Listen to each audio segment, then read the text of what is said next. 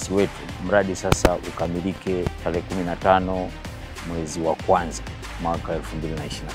Tumedhamiria kuweka huu mradi kama sehemu ya vitu vinavyoanza katika siku 100 za Mheshimiwa Rais tangu kuapishwa kwake, na tulimpa mkandarasi nyongeza. Baada ya hapa sasa tutaanza kuchukua hatua kwa mujibu wa mkataba za kumwadhibu mkandarasi kwa kuchelewesha mradi. Tumefanya naye kazi kwa ubinadamu wa kutosha, na kitakachofuata sasa ni kufungua vitabu na kuadhibiana kwa mujibu wa sheria. Kwa hiyo tutaacha timu hapa ya wataalamu wazoefu kabisa ambao hawezi kudanganya, na watamsimamia ipasavyo, lakini bila kucompromise na standard viwango ambavyo tumekubaliana na ambavyo viko kwenye mkataba. Ndio sababu ya kutuleta hapa.